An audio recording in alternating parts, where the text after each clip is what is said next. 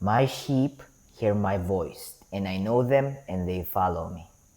I give unto them eternal life, and they shall never perish, and neither shall any man pluck them out of my hand.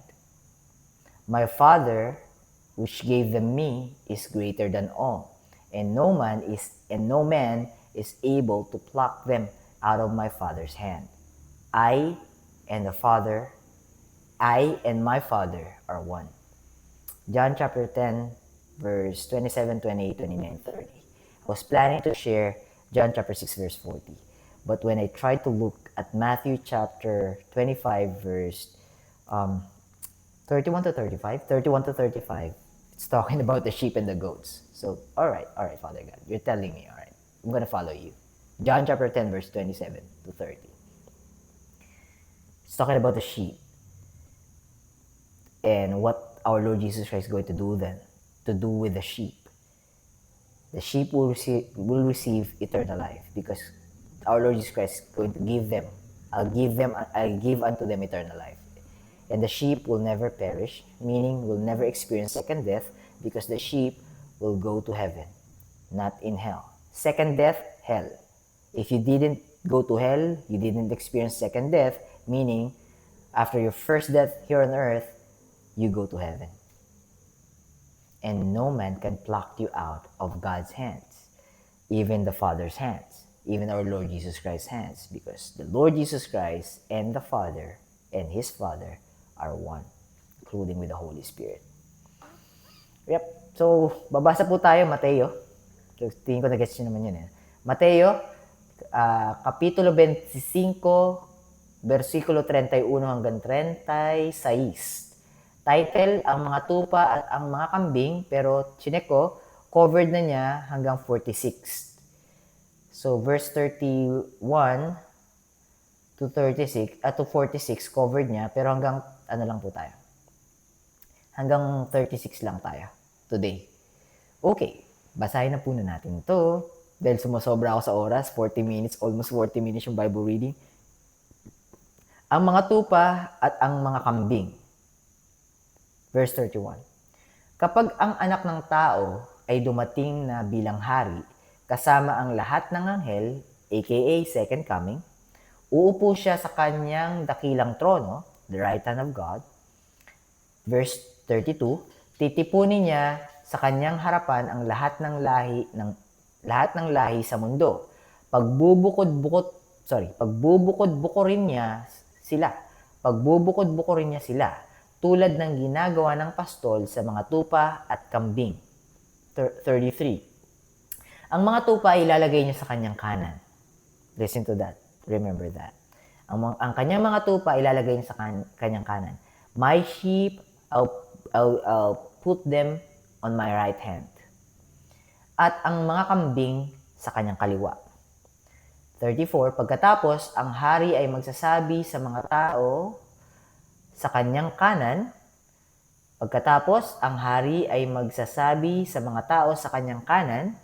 So, natipo niya sa kanyang kanan, which is yung tupa.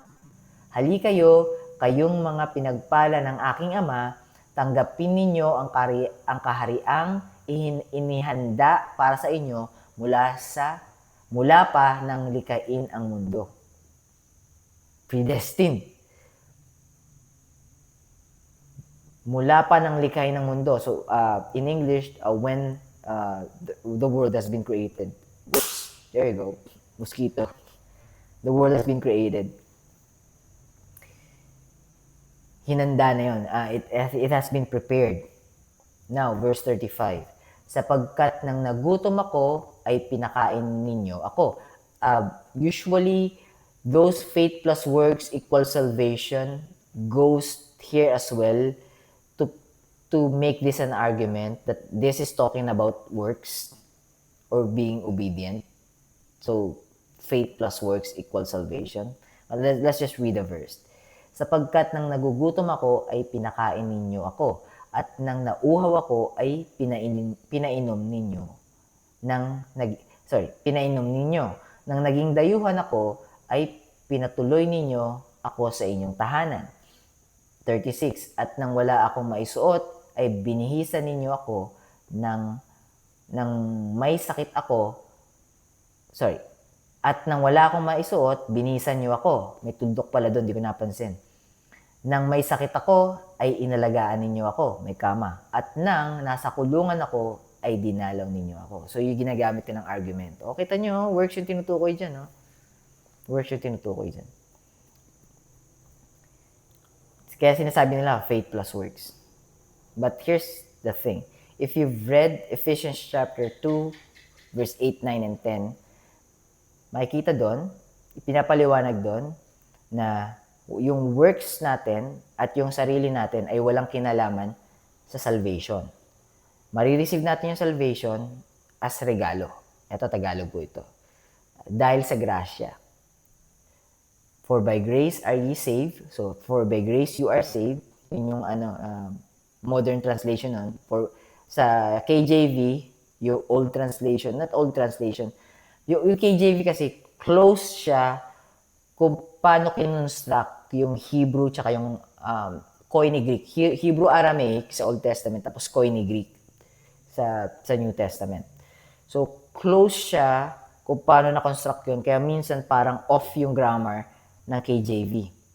Kasi talagang pinilit nilang maging word per word in translation. But anyways, kung yung ipa-paraphrase mo nga, so for by grace are ye saved, sa modern English, for by grace you are saved through faith. Pero sa KJV, for by grace are ye saved through faith. Not of yourselves, it is the gift of God.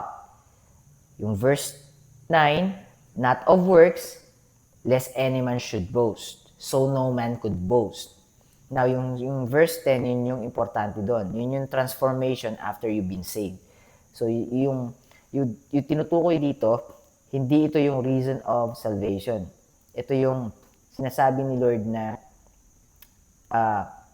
nakikita ko kung ano yung laman ng puso nyo. Alam ko na yan. Kaya nga nasa kanang kamay ko kayo eh.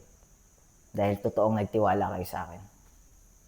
And they are not, tignan nyo, okay, may revelation si Lord. Tinulungan ako ni Lord paano i-explain to. Tinulungan ako ni Lord paano mag-explain to. Grabe. Hindi ko maisip kanina paano ko explain to, Lord. Akala nyo, nagdadasal na ako sa isip ko. So, verse 35. Tika to So, verse 34, extend tayo ng konti. Sabi dito sa verse 34, oh, thank you, Lord. Grabe yung wisdom. Thank you. Kung kailangan mo talaga, bibigyan niya.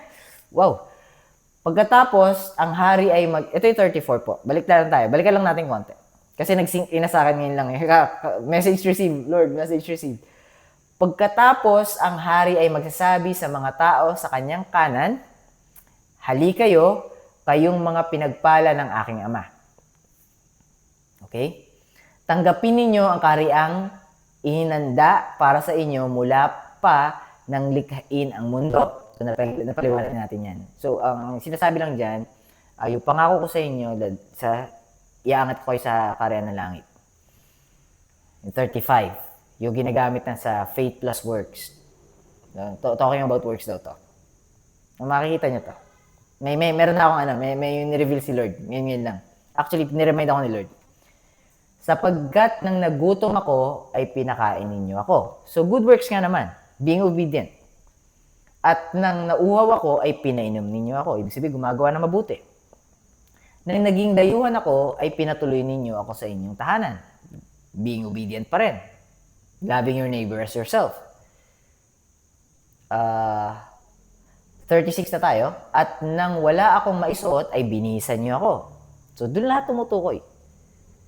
Nang may sakit ako, ay inalagaan ninyo ako.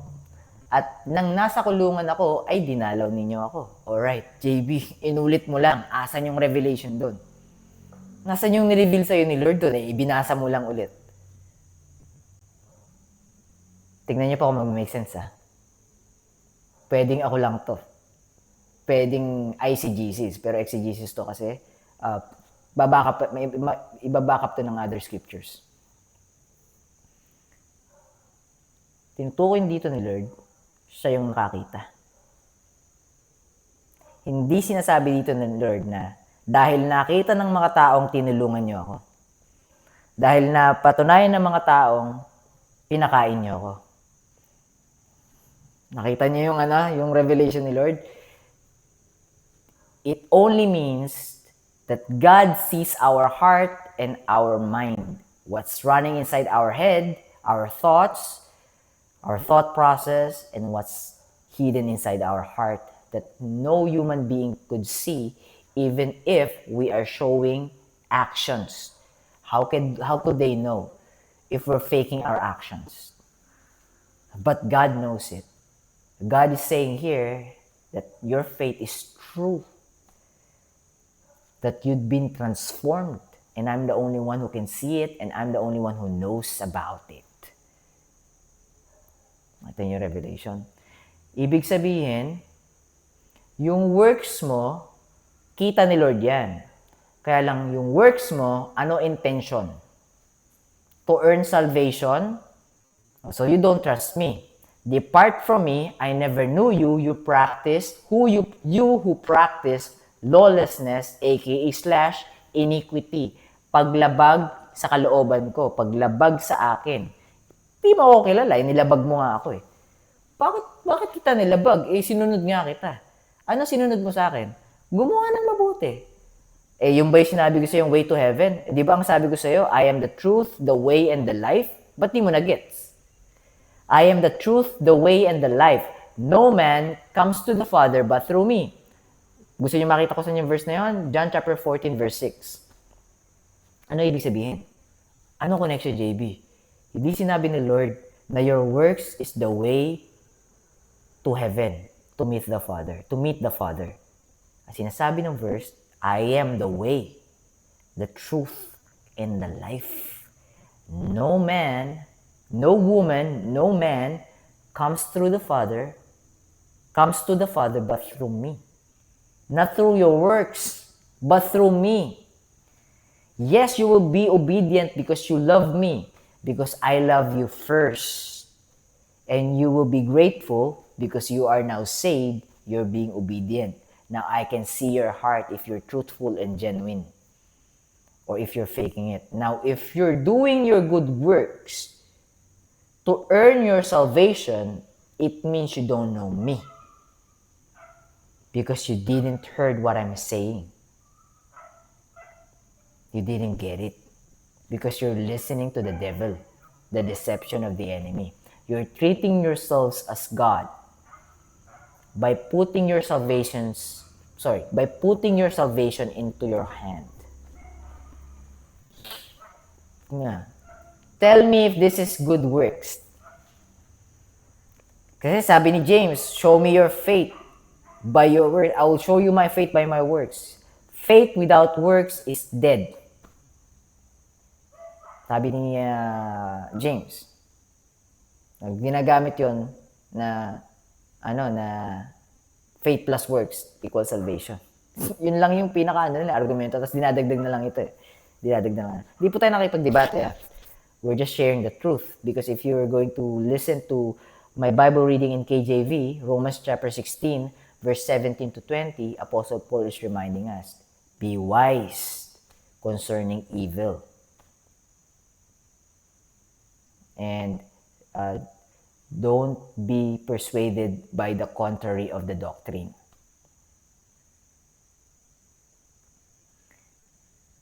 Yung revelation dito sa 35 and 36, sapagkat nang nagutom ako, ay pinakain ninyo ako. Hindi sinasabi ni Lord dito na nakita ng mga tao na pinakain niyo ako. So, what does it mean? Sa pinakamadalit sabi, it means the human eyes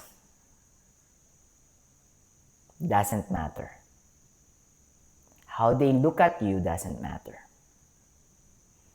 Doesn't matter in terms of your salvation. But how God sees you matters. So don't try to fool God. That's what I'm trying to say.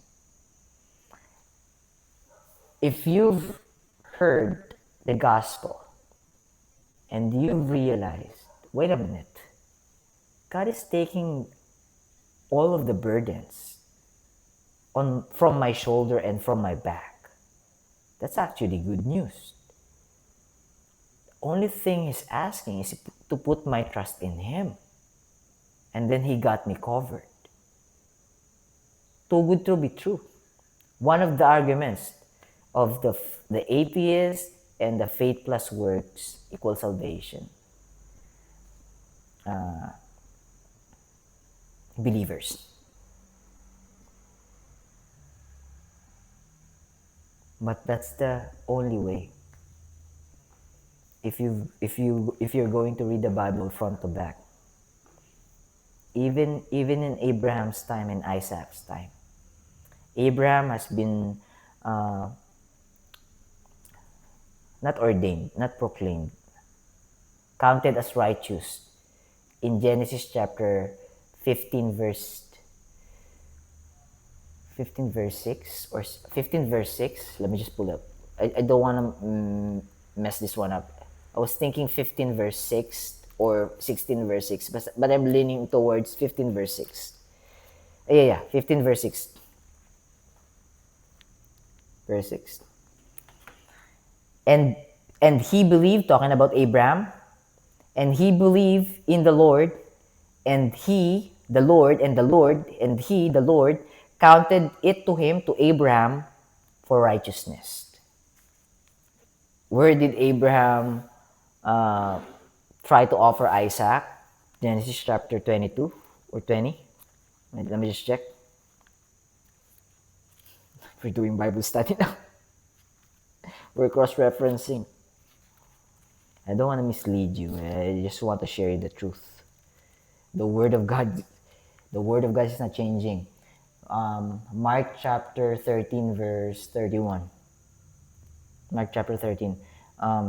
Heaven and earth shall pass away, but my words shall not pass away.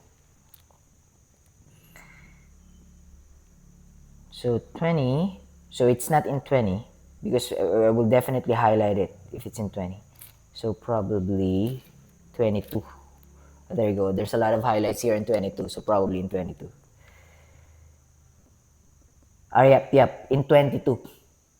Now, Abraham, so they're claiming Abraham was saved because of his faith and works, because he offered Isaac. Abraham is counted righteous in Genesis chapter 15 verse 6. And in Genesis chapter 22, he's about to offer Isaac. Now, why did I pull up Isaac? Because even in Genesis, the foreshadowing of salvation is there.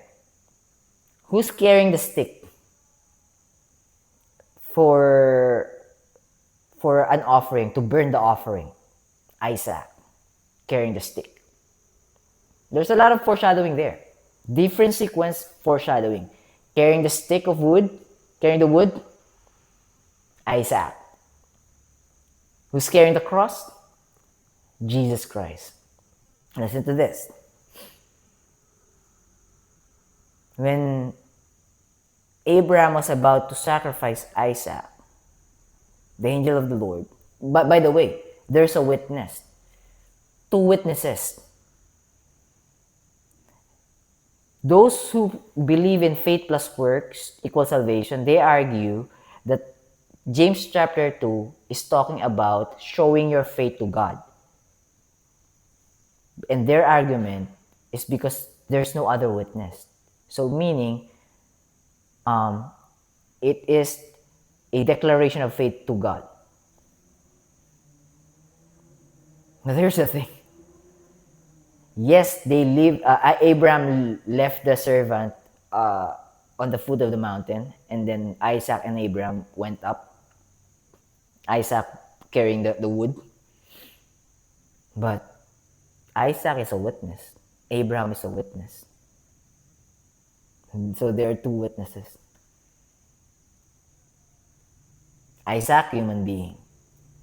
Abraham, human being. They are not the witness. They are still witness. They witness what happened. Isaac knows that he is about to be sacrificed, and he's willing. willingly.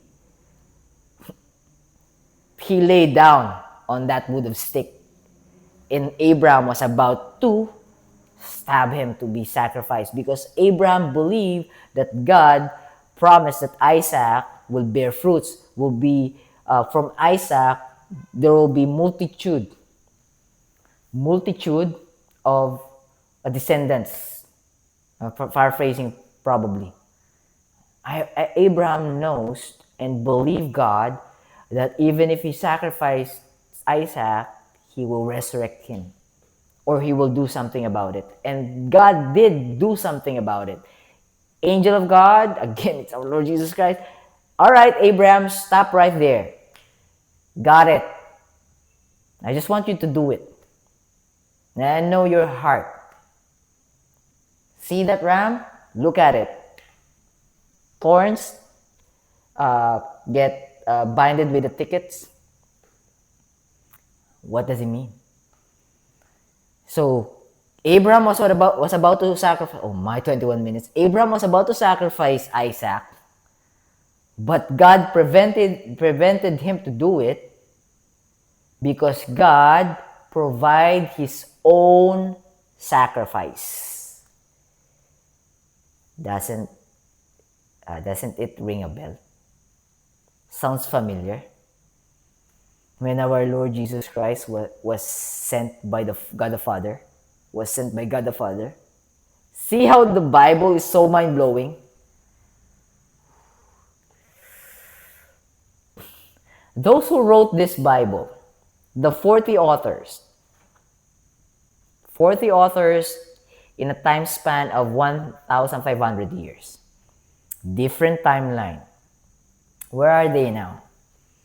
Are they still benefiting if one of us buy a Bible? So where's the hidden agenda in terms of money of those people who wrote it? Are their agenda is just to manipulate us and deceive us believing something that they know that will not benefit them once they passed away?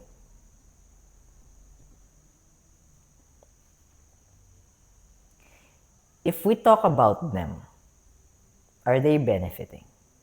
If we talk about Moses, Isaac, Abraham, Mark, Luke, John, Peter, Andrew, Philip, John the Baptist, Nicodemus. What's the name of the Pharisee? Oh, I forgot the name. Caiaphas, the high priest. We talk about Pontius Pilate. Are they benefiting? No, they are not. They are not benefiting. Now, people could use the Word of God.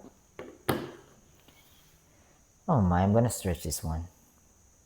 People could use the Word of God for their own benefit. Apostle Paul is trying to, in Galatians chapter 1, chapter 2, chapter 3, chapter 4, chapter 5, chapter 6, Romans chapter 16, I've just read it a few minutes ago, keeps on reminding us, be careful, be aware, be diligent, be wise as a dove, but crafty or cunning or smart as a serpent. Don't be fooled by Satan. That's what I'm trying to say. If someone asks you to do what they're asking you to do to be saved, who are they, God? Just ask yourself, are they God? They're telling you, if you don't be baptized in our congregation, in our church, you're anathema. You're accursed. You're going to hell. All right. You didn't attend one Sunday service. If you don't have if you don't have any good explanation, you're anathema. You're going to hell. Oh, Father, how could I atone for this? All right, ask for forgiveness. All right, ask for forgiveness from me. What? You are not.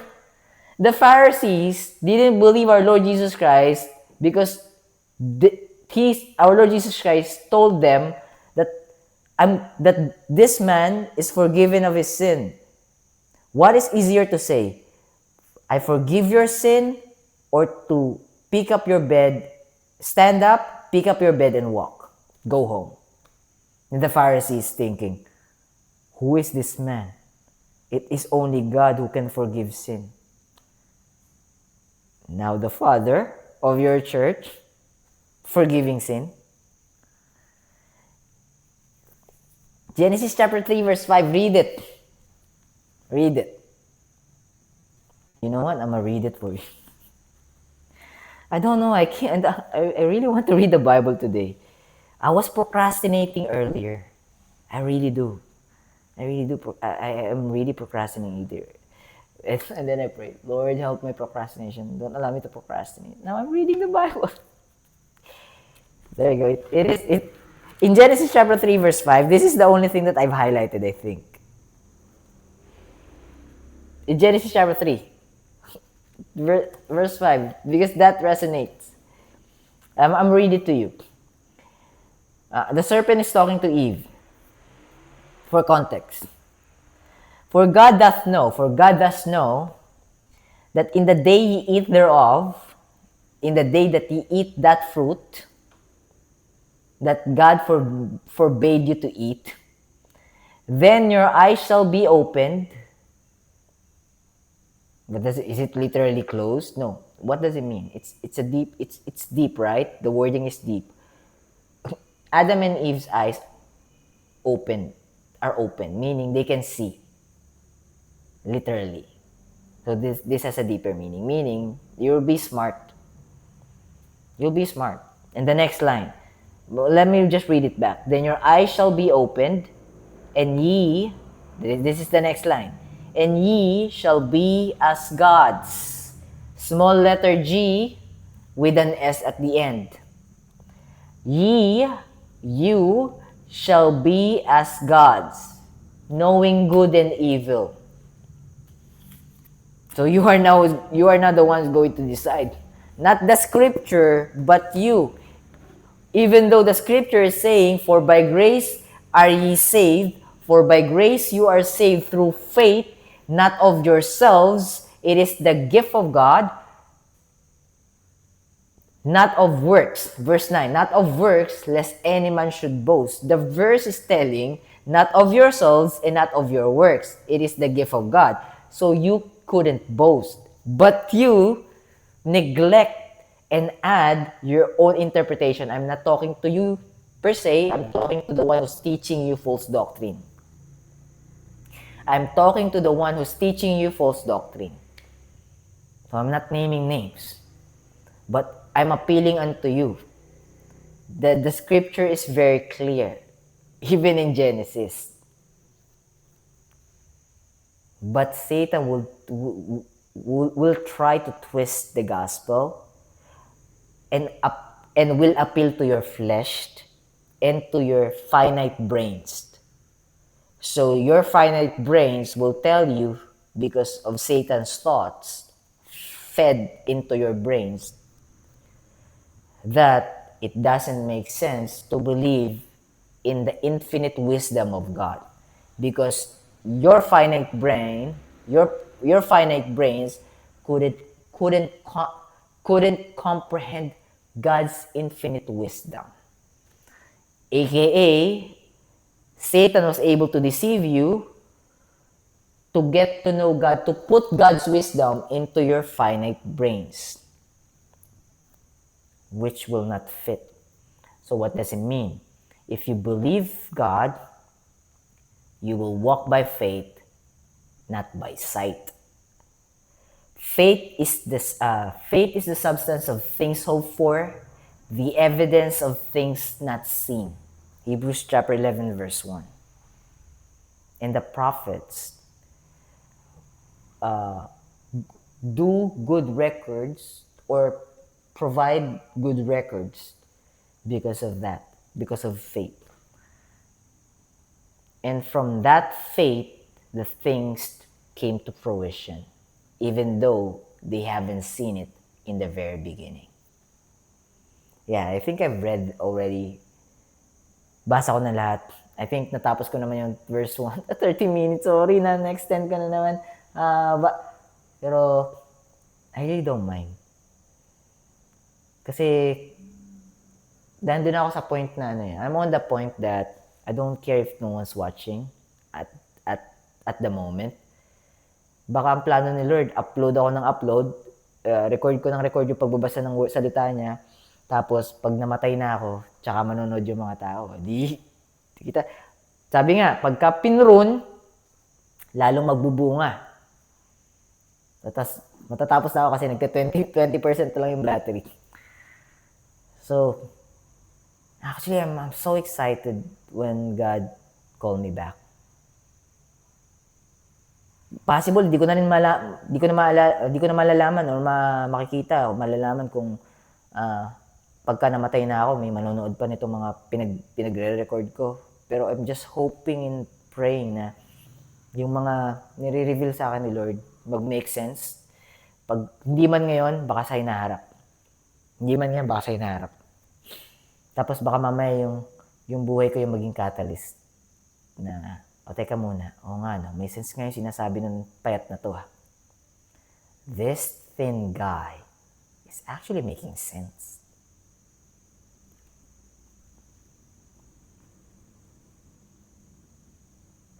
Last note. I'm not pointing you to any other human being. I'm not pointing you to any other religion. Because there's no man could give you eternal life. There's no religion could give you eternal life. There's no community that could give you eternal life. A lot of religion, not a lot, all of religions are flawed. The reason why? Because it's governed by man. AKA, man is flawed. It is written, no one's righteous, no, not one. All have sinned and come short of the glory of God. So, what I'm trying to say is, in the beginning was the Word, and the Word was with God, and the Word was God. And the Word was made flesh and dwelt among us, and we beheld His glory, the glory as of the only begotten of the Father, full of grace and truth. I rather point you here, instead of pointing you to any man. Now, if a man, if a church, if the leader of the church, if the pastor, if the evangelizers, pointing you solely to the Word of God, aka to God alone, in terms of your salvation, they are actually led by the Holy Spirit. But don't get me wrong, churches are flawed. You'll be able to see there a lot of hypocrites. I've witnessed it firsthand. Definitely, 100%. A lot. But because we are transformed, we are not there to judge them.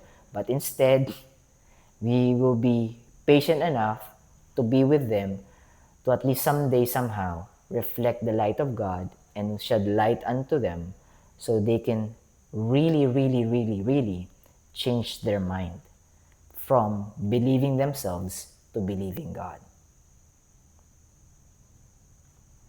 That's our Bible reading in Tagalog today. Actually, hindi naman puro Tagalog, Taglish. Ano lang eh, medyo seryoso. Pagka nag-English na ako, medyo seryoso na ako eh. Kasi yung mga thoughts and ideas na pumapasok sa isip ko, na nako-construct ko sa English, more on talagang sincero. I mean, hindi ko ma-explain eh. Nahirapan ako magpaliwanag ng malinaw sa Tagalog eh. Pero wrong grammar naman ako sa English. Ang gulo eh. Anyway, sige, pakawalan ko na kayo. Kita na lang tayo bukas. Actually, hindi pala. Kita tayo sa susunod na araw kasi yung upload nito bukas. Ay hindi, ngayon na pala yung upload nito. 12:59 na, alauna na pala. Tapos gigising ako ng alas 5. Oh my. Sige, tutulog na ako, guys. God bless you. Keep safe. I'll be seeing you tomorrow. Bye for now. Tomorrow. Bye for now.